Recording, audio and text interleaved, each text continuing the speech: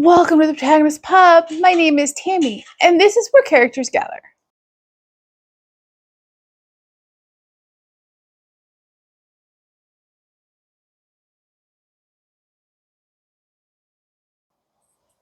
It's the first video I'm filming in the new year. As you can tell from behind me, my Christmas stuff is still up. It does not come down in our house until after Epiphany. And so I'm not sure when you'll see this, but if you see it after Epiphany, now you'll know why. It's the 2nd of January, and so there you go. There's a lot of new subscribers, so welcome. I'm very glad you're here. I hope you find something you want to read or you've read and you have loved. New authors, new genres, new subgenres, the whole kit and caboodle. I'm very happy you're all here. All of my social links are in the comments down below or in the description box down below, including the link to our book club. And it kicked off yesterday. And the very first book we're reading for book club is Veiled in Smoke by Jocelyn Green. I will link the announcement video down below. We would love to have you, and I hope you all join. So today we're going to talk about my Christmas haul, my Christmas gifts. Dave would say that none of this counts as a Christmas gift because I got them all before Christmas, but we don't generally do Christmas gifts. Not because we don't believe in them, but because if we need something, we just tend to get it. We don't tend to wait for Christmas. And everything book related today was from the Black Friday sale at Book Outlet. It's the first time I've ever placed a Book Outlet order. And found a lot of stuff I had been looking for. I was able to flesh out some series, which is always a good thing. So, first, let's talk about the non-book related book haul gift. It is book related, however. It's also gaming related and crafting related. And I am doing stitching for a friend. It's a gift. Can't show it. It's a surprise. Well, I showed it in my Bookmas video, which I'll link down below. And my recliner upstairs has wooden arms. And after sitting in it for several hours, stitching and pressing my elbows into the wooden arms, my shoulders would start to ache. And that is just uncomfortable, and then it affects the ability to stitch the next day. And the same thing was happening gaming. So I looked to see if there was a solution. There is sort of a solution. It's this great big giant pillow. Goes around you. It's firm enough to support the weight of a great big heavy book without you having to hold it at awkward angles and without you having to, continually juggle that weight. For stitching, it goes around me. It sits on the arms of my chair. My elbows are at the perfect height. Same thing with gaming. It has been a lifesaver. I will put the link for it in the description box down below. It's a little pricey. Yes, it looks like a nursing pillow, but all the reviews say it's not. I wouldn't know. I haven't had that life experience. I do know, however, that this has greatly improved my posture while stitching, while gaming. It has relieved hand fatigue from holding big, thick books, which I have a lot of to read this year. So, I am thrilled with that purchase, and I am blessed with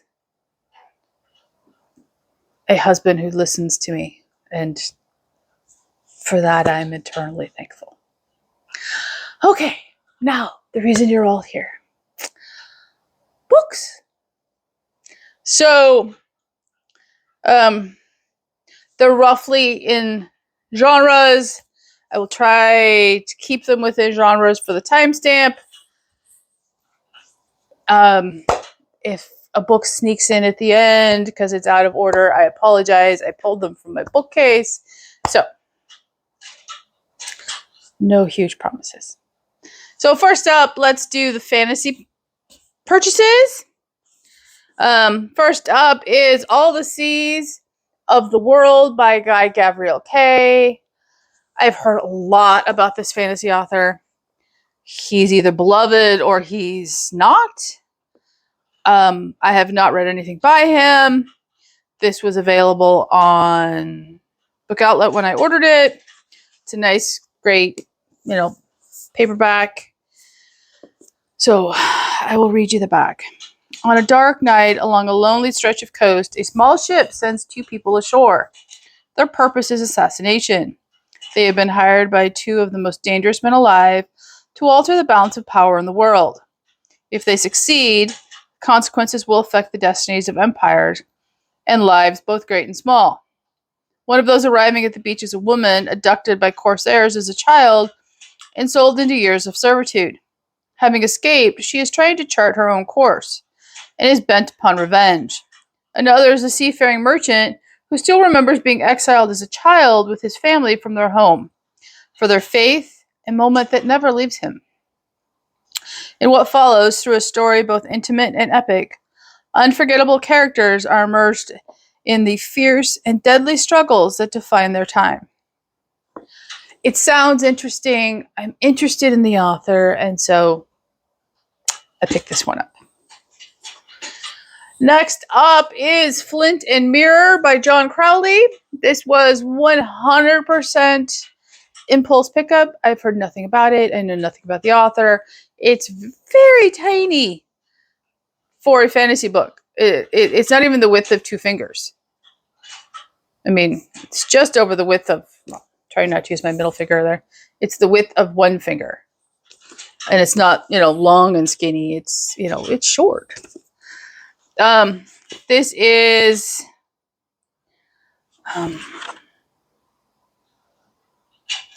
takes place in the time of Elizabeth the Great, and it's Irish. And I will let you know, something about this just really intrigued me when I saw it, and so I tossed it in the cart.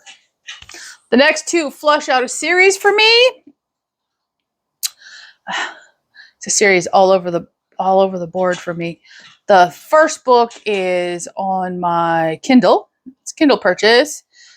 The second book I have in hardback on my shelves. So I picked up books 3 and 4. I don't have book 3. I need to pick up book 3. So I picked up books 4 and 5, which is what they had. So book 4 is Guns of Empire by Django Wexler. And book 5 is The Infernal Battalion. These are both in the Shadow Campaign series. They are Flintlock Fantasy, which, as you know, I discovered this year and fell in love with. So I am very interested in this series. I have vaguely started 1,000 Names. I think I've read the first page and then got pulled away by something else. So more to come.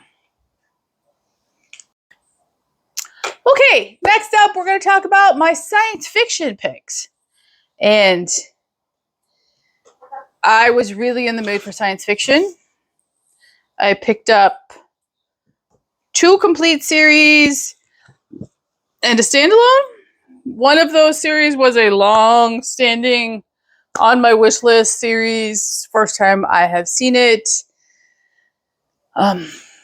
They were all the same size. They were all the same spine.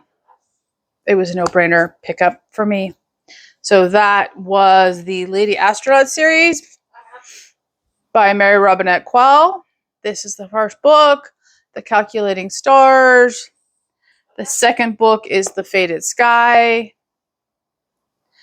And the third book is The Relentless Moon. This one is a chunker. And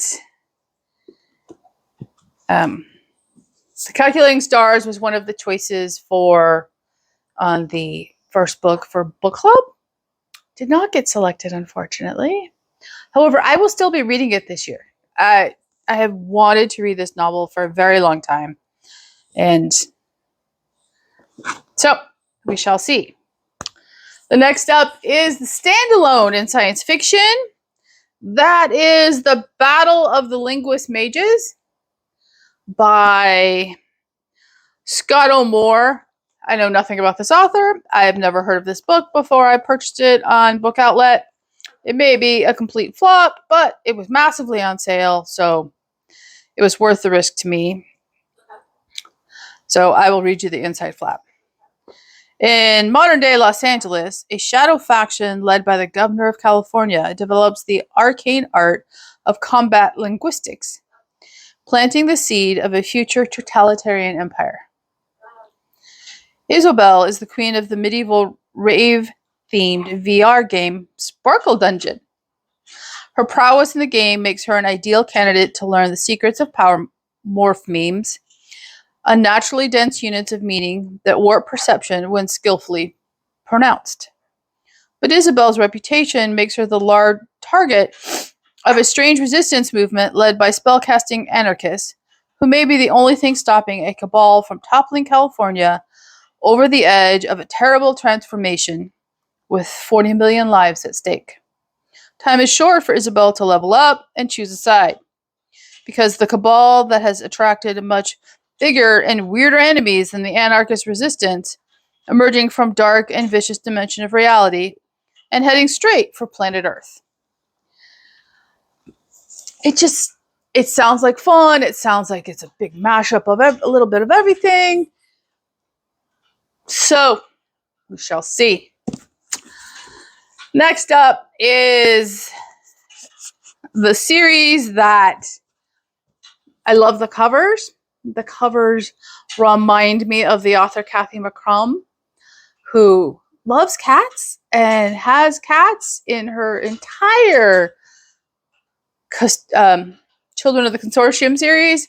And while I know nothing about these books or the author, you have to love a series that, for its blurb on the front, says kidnappers, alien empires, psychic cats, and she's out of coffee. So, the first book is Chilling Effect by Valerie Valdez. And, I mean, just look at that cover. Look at the cat. The second book is Prime Deceptions. Oops. And again, it's just got a compelling cover. And the third published book is Fault Tolerance. And there are a lot of cats on this one. So I will read you the back of Chilling Effect. Captain Eva Innocent and the crew of La Sirena Negra cruise the universe delivering small cargo for even smaller profits. When her sister Mary is kidnapped by the Fridge, a shadowy syndicate that holds people hostage in cryostasis, Eva must undergo a series of unpleasant, dangerous missions to pay the ransom. But Eva may lose her mind before she can raise the money. The ship's hold is full of psychic cats. An amorous fish-faced emperor wants her dead after she rejects his advances. And her sweet engineer is giving her a pesky case of feelings. The worse things get, the more she lies, raising suspicions and testing her loyalty to her found family. To free her sister, Eva will risk everything. Her crew, her ship, and the life she's built on the ashes of her past misdeeds. But when the dominoes start to fall and she finds the real threat is greater than she imagined, she must decide whether to play it cool or burn it all down.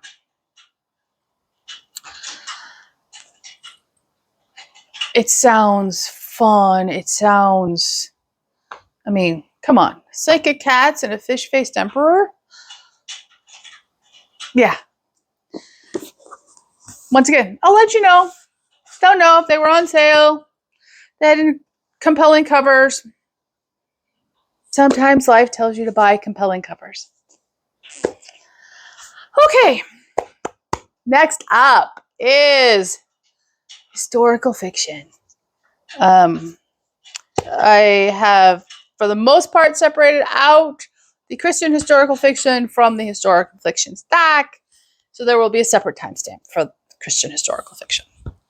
So first up would be Benjamin Franklin's Bastard by Sally Cabot. Yeah, I'm just intrigued. I want to know. I was cleaning out my Nook app over the holidays, and I had a sample of this on my Nook. It's apparently been sitting on my Nook as a sample for a very long time. Well, now I have the book and I can read it. Apparently, my books choices have not changed that much, which is reassuring to know. The next two are both cooking-related historical fiction. So the first one would be by Annabelle Abbs, Miss Eliza's English Kitchen. And this takes place in London in 1835. And the next one is by Cecilia Rees, and it's Miss Graham's Cold War Cookbook. And this is post-World War II. So right on the cusp of, the section of historical fiction that I think is vastly overused. But I love to cook, and I couldn't pass either of these up. This is by far first on the list for me, so I'll read you the back. England, 1835. London is awash with thrilling new ingredients, from rare spices to exotic fruits, but no one knows how to use them. When Eliza Acton is told by her publisher to write a cookery book instead of the poetry she loves, she refuses, until her bankrupt father is forced to flee the country. As a woman, Eliza has few options. Although she has never set foot in a kitchen, she begins collecting recipes and teaching herself to cook. Much to her surprise, she discovers a talent and a passion for culinary arts. Eliza hires young, destitute Anne Kirby to assist her. As they cook together, Anne learns about poetry, love, and ambition. The two develop a radical friendship, breaking the boundaries of class while creating new ways of writing recipes.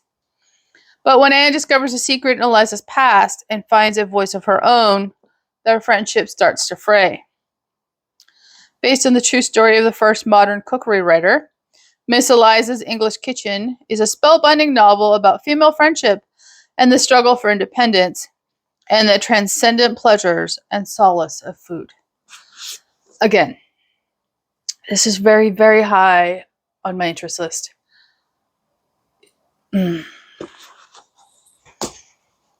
Next up is a book that's even higher on my interest list that I knew nothing about.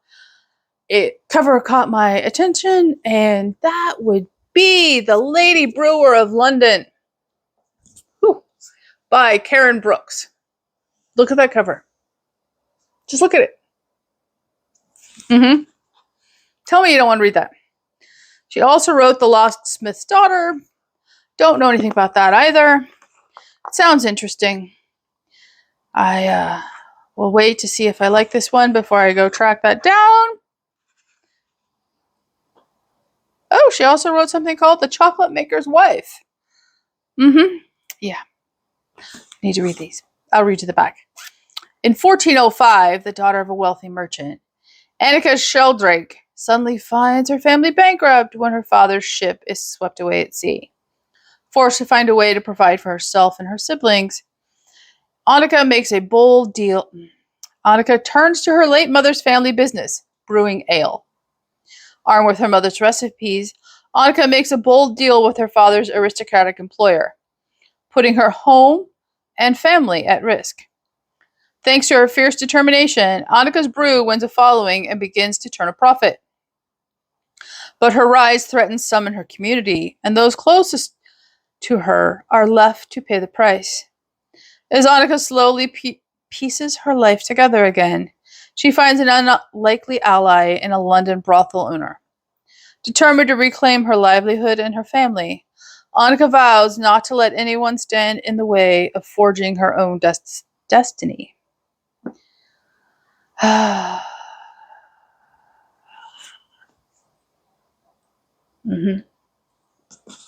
hmm That's only 800 pages. That's not bad. No big deal. Next up, um, the next one, another one I discovered on my Nook as a sample. It's been there for years. I now own the physical copy. That would be The Yard by Alex Grecian. There is something about this cover that pulls me in every single time. I'll read you the back. In Victorian London, only 12 detectives, the murderer squad, must solve thousands of crimes committed each month. Formed after the Metropolitan Police's spectacular failure in capturing Jack the Ripper, the murder squad suffers from the brunt of public contempt. But no one can anticipate the brutal murder of one of their own. A Scotland Yard inspector is found stuffed in a black steamer trunk at Euston Square Station, his eyes and mouth sewn shut. When Walter Days, the squad's new hire, is assigned to the case, he finds a strange ally in Dr. Bernard Kingsley, the Yard's first forensic pathologist. Their grim conclusion: this was not a random murder, but in all probability the first of 12, as the squad itself is being targeted. But Inspector Day has one more surprise, something even more shocking than the crimes: the killer's motive. I want to read this book. Again, it's another atmospheric, twisty, calling to me book. It is a series. They're very hard to come by in physical format. So, yeah. Yeah, Tammy wants to read that. All right. Last out for historical mystery. This was the fourth choice on the book club poll. That would be Because I Could Not Stop for Death by Amanda Flower. This is the first book in the Emily Dickinson mystery series. This one, unless things go really wonky this month, I will be reading. I so want to read this book.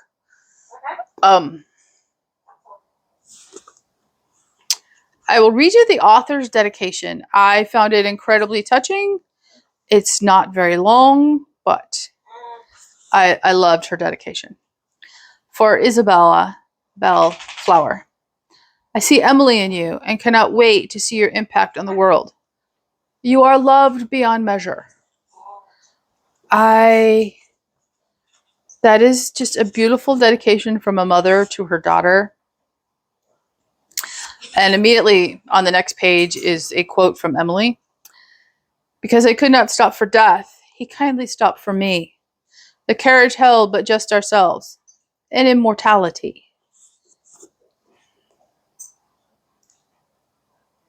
I need to read this book. I need to read this book. Okay.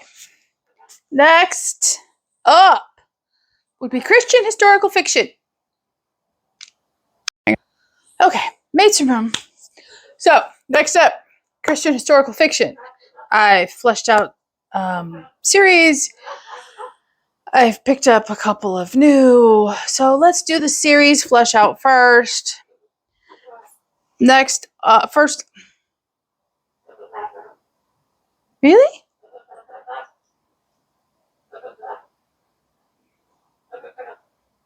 Okay. I could have sworn it was book 2. Hang on. I was right. It was book 2. So I picked up In This Moment by Gabrielle Meyer. This is book 2 in the Timeless series. Everybody raves about it. I still have not read book 1, but I now own them both. They're both on my shelf waiting me. So that is a good thing. And I picked up books 2 and 3 of the Secret of the Isles series by Rosanna M. White. Book 2 is The Treasure of an Heiress. And I love these covers, by the way. They're ever so subtle, reflective. And book 3 is Worthy of Legend. So they are beautiful. I have book 1. So that series is complete. And then I picked up books 3 and 4 of the Chronicles and Kings of the King series by Lynn Austin. I got books 1 and 2 from the library bookshop. So book 3 is The Strength of His Hands. And book 4 is Faith of Our Fathers.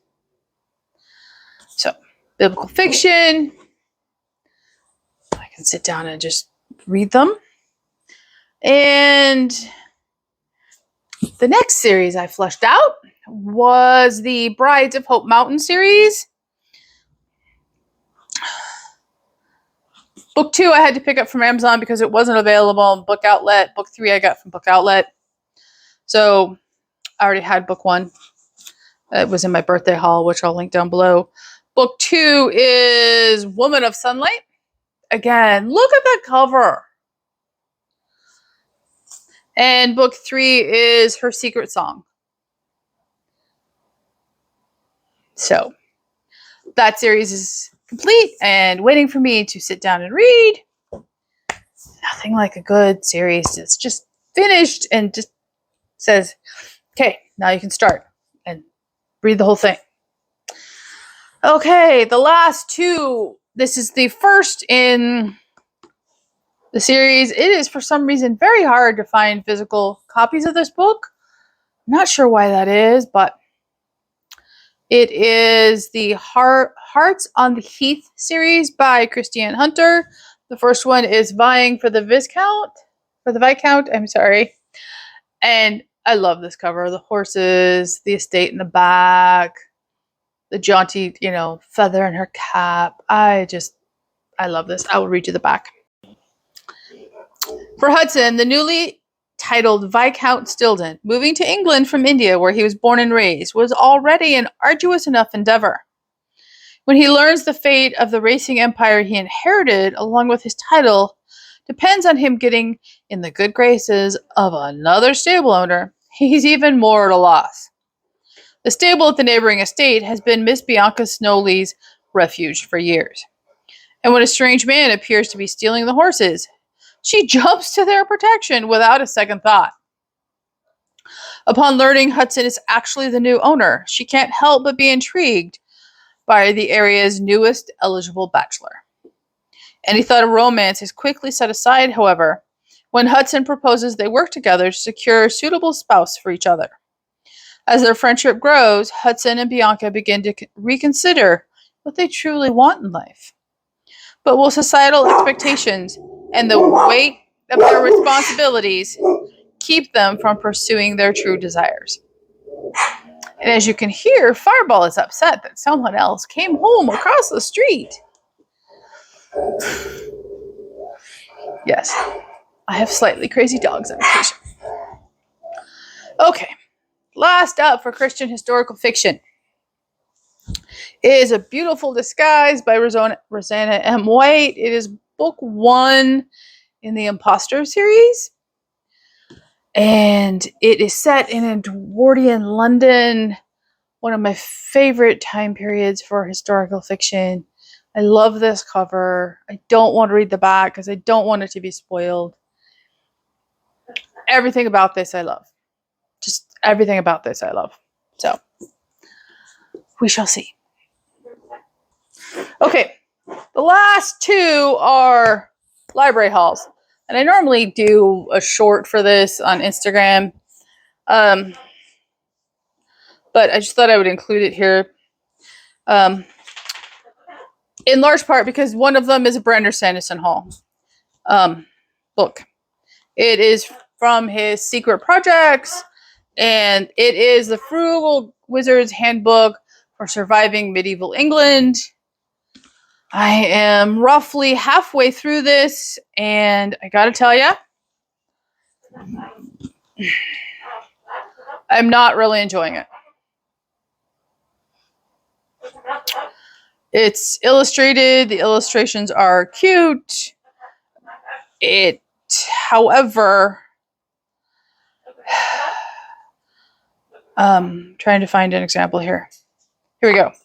Throughout the story contains these FAQs, and they are between chapters, and they completely take the reader out of the immersive reading experience and break up the narrative. And A, I'm skipping them. B, I'm always annoyed when it happens. And, this, like the one I just showed you, was, 2 pages. Some of them are multiple pages in a row. And it's just, they're serving no purpose. And I don't care. And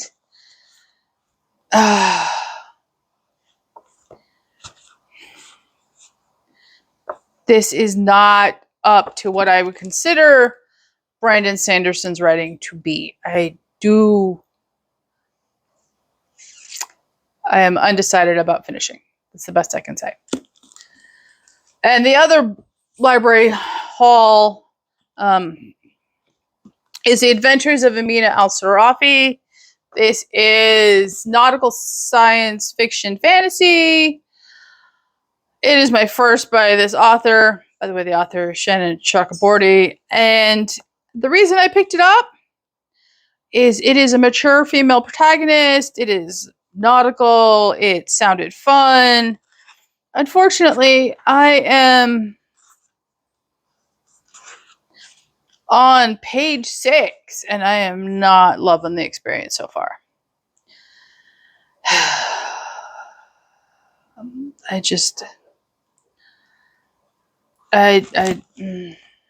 don't know if I'm going to read it. It's a chunker. I don't know that it's worth my time investment.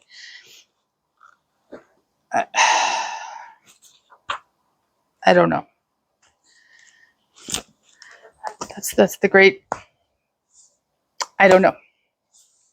So that is my last book haul for 2023. Book hauls in 2024 will be far less. A, I need to read what's on my shelves. B, I don't need to spend that much money. And C, I am finding a great selection in the library bookshop, and I have a ton to read on my shelves, on my Kindle, on my Nook. I need to read that before I refill up my shelves. And for those of you that are wondering, no, my Cavalets order has not arrived. Yes, I'm still trying to talk Dave into canceling it because truly at this point, I don't believe it's ever going to show up. So that is my Christmas / Black Friday book haul. I hope you found some new titles that piqued your interest. If you're interested in reading along with me on any of them, let me know. If any of them are good, please leave a comment down below and we can talk about it. Please like and subscribe, and I will see you here next time at the Protagonist Pub.